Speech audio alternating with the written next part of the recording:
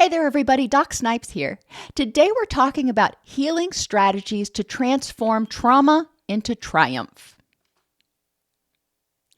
The first thing that we need to do is recognize and address how trauma influences each piece of our daily life and our relationships. Now remember, PEACE stands for physical, interpersonal, emotional, cognitive, and environmental. So how does trauma influence us in each one of those ways?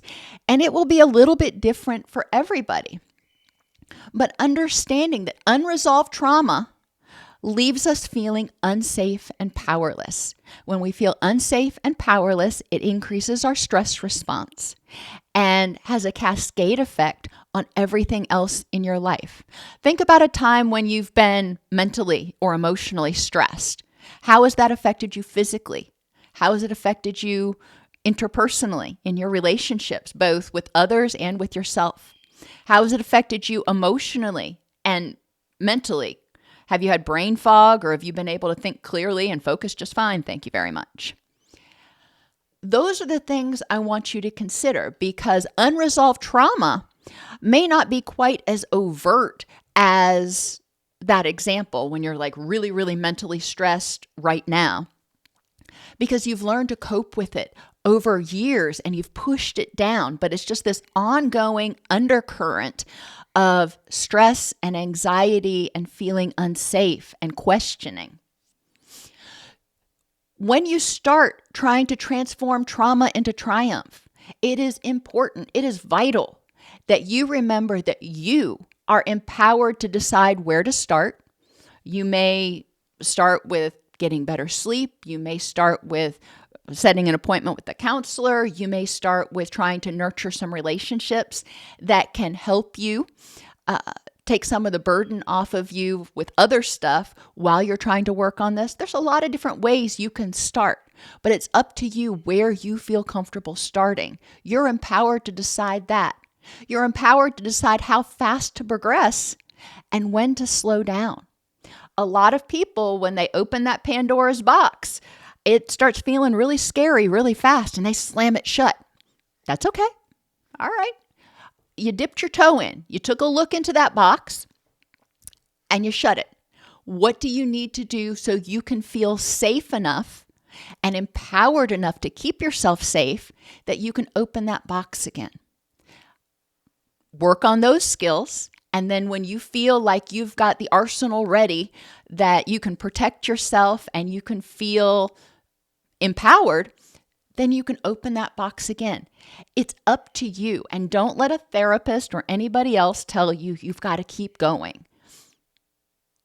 Develop emotional resilience with distress tolerance, grounding, and mindfulness activities. When you start processing trauma, it's going to be emotionally draining. It's going to be emotionally devastating sometimes. It's going to be emotionally chaotic. There may be grief, anger, depression, anxiety, all kinds of stuff comes up. That's okay. That's expected because that's all the stuff you've been pushing down.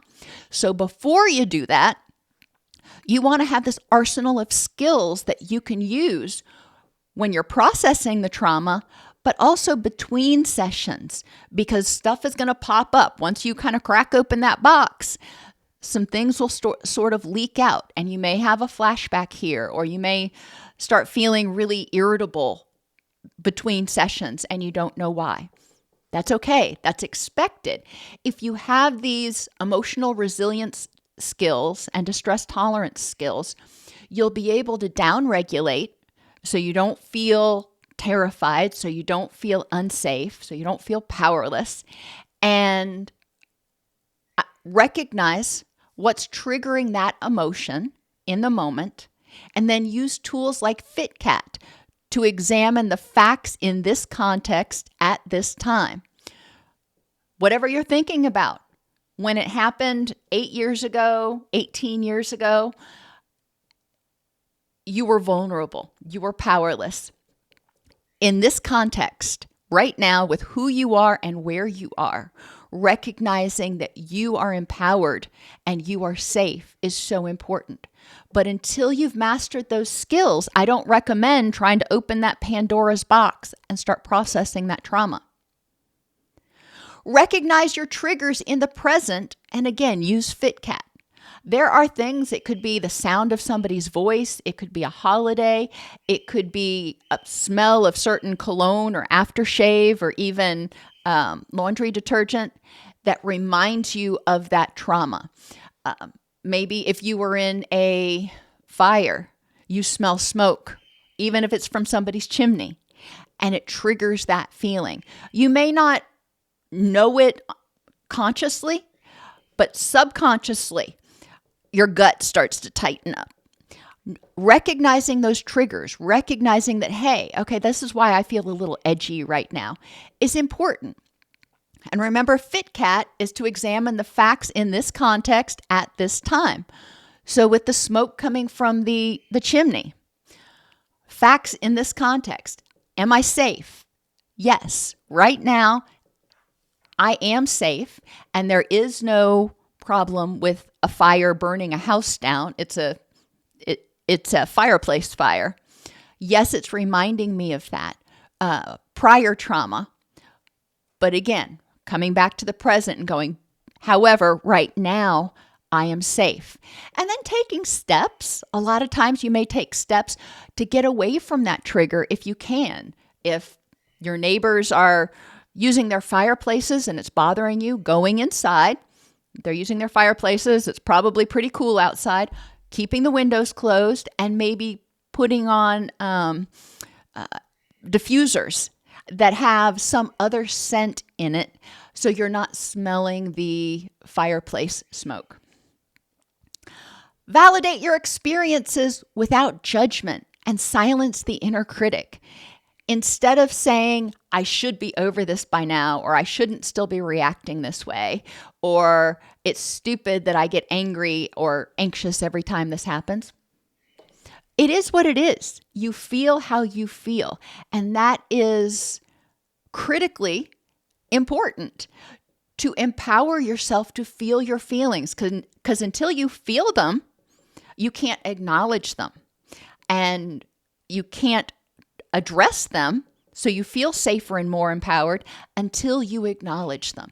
So if you're still feeling anxious, if you're still grieving over something, okay, acknowledge it. That is your experience. At that point, you can choose how you want to address it. Do you want to let it go? Do you want to sit with it for a minute? Sometimes that's healthy. Do you want to process it? There are a variety of ways to address distressful experiences. Create safety in each piece of your life. And I have videos on setting boundaries in each piece of your life. And I think it's really important to feel safe physically. Feel like people are going to respect your physical boundaries. They're not going to hug you if you're not a hugger. They're not going to stare you down and make uncomfortable eye contact. Interpersonally, they're going to respect how quickly or slowly you feel comfortable developing emotional and physical intimacy in relationships. Emotionally and cognitively, you feel like you're able to feel your feelings and think your thoughts, and other people aren't going to reject you for that. They may disagree, and that's their right. But they're not going to try to change your mind. They're not going to try to take your power. They're not going to try to tell you that you're wrong. Now, you're wrong and you need to change your mind is very different than I disagree with your opinion. One is both of you putting your cards on the table. The other one is the person trying to stomp through your boundaries and change your mind. So it's a little bit tricky right there. But feeling safe, if you feel safe in your relationships and you're able to express your thoughts and feelings, then that's huge.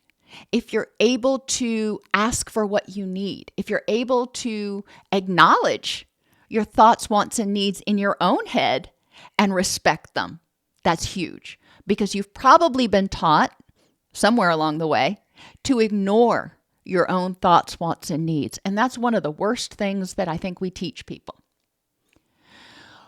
Once you've developed those distress tolerance skills, you feel empowered to start looking at whatever the trauma was. You're aware of your triggers, and when you get triggered, whether it's at the store or at your house or wherever, you're able to manage those triggers. You're starting to feel empowered. You're starting to feel safer in your skin, in your environment. That's great. Then you want to reframe the narrative, shifting from what they call a victim mindset, I call it a powerless mindset, to one of empowerment.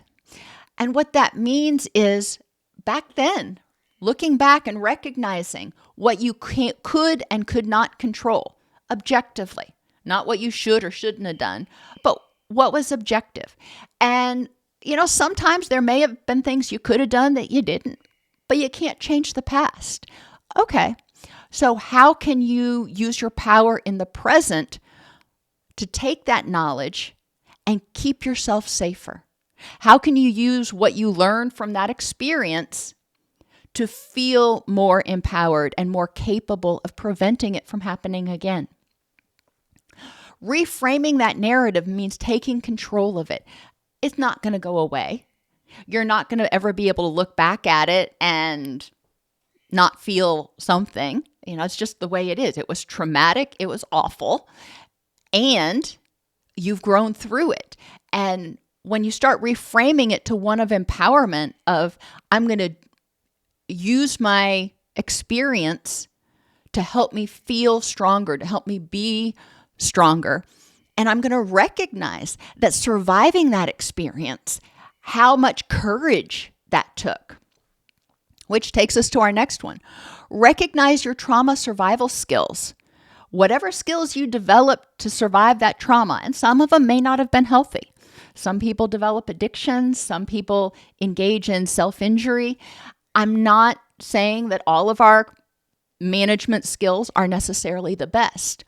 But if we recognize the behaviors that we developed to survive that trauma and try to feel safer and more empowered, or at least numb, so we could survive, it helps us quit being mean to ourselves. And then we can use that as a catalyst for growth and transformation. I developed a way to survive because I wanted to survive.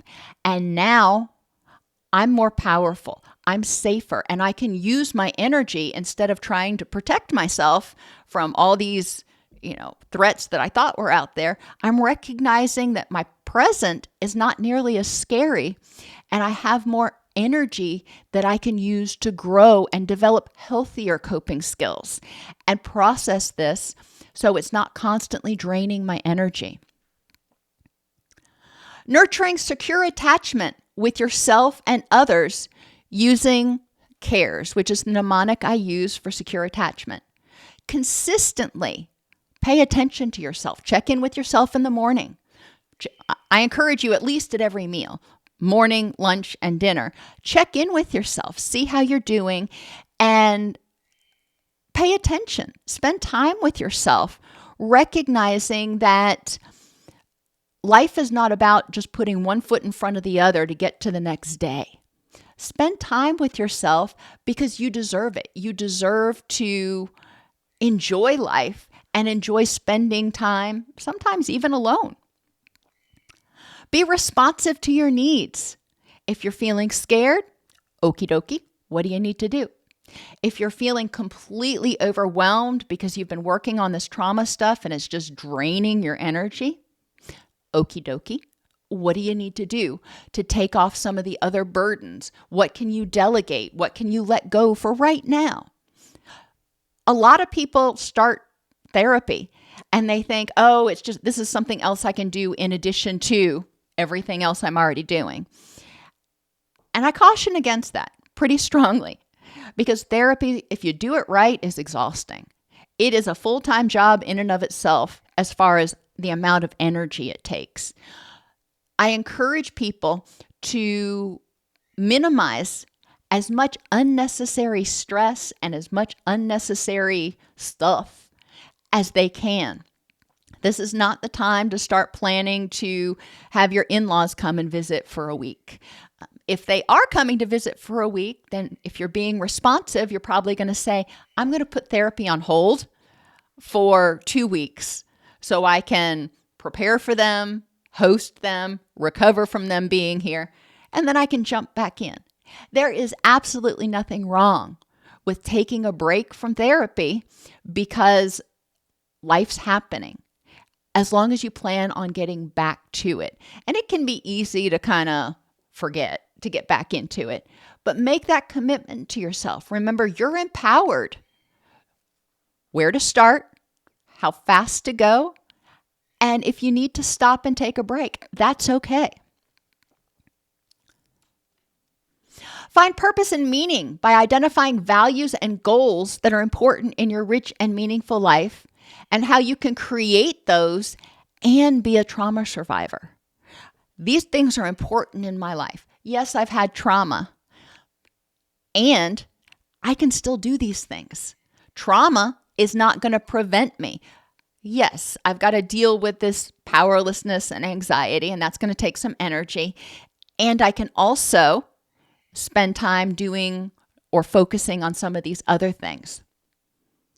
Acknowledge your progress and celebrate small victories. And small victories can be very small, like going an entire day without dissociating, or going to a family gathering without feeling totally triggered. Now, notice I said totally triggered. You may feel a little triggered, but if it goes from being triggered as a 5 out of 5 to a 2 out of 5, that's huge. That's huge. So acknowledge progress and celebrate your small victories. Recognize that you're learning new skills to deal with something that nobody should have ever had to deal with. And you may be replacing old skills that helped, but they were not beneficial to you in the long run. And unlearning things takes energy just as much as learning new things. Finally, recognize healing as an ongoing transformative process. I went through trauma as a young person, and do I still occasionally, as a 50-some-year-old person, have a flashback? Yes, I do. Now, there are very few and far between these days, thankfully, but I still have them occasionally. That's something that's just permanently in my brain, but they don't overwhelm me as much anymore. I have it. I get the sick feeling in the pit of my stomach. I recognize what it is. I use my distress tolerance skills, and I'm able to sort of get regrounded in the present moment. Does it feel awful for a second? Sometimes, yeah. Is it exhausting sometimes? Well, yeah. I mean, it doesn't last very long, but it does take energy to process that stuff. And recognizing that my goal is to have those things affect me less today than they did yesterday. That's all my goals are. I'm not competing with anybody else. How are your unresolved past traumas continuing to cause you to feel unsafe and powerless? How is feeling unsafe and powerless causing you ongoing anxiety, anger, or depression, or all of the above? How is this anger, anxiety, and depression impacting every piece of your life?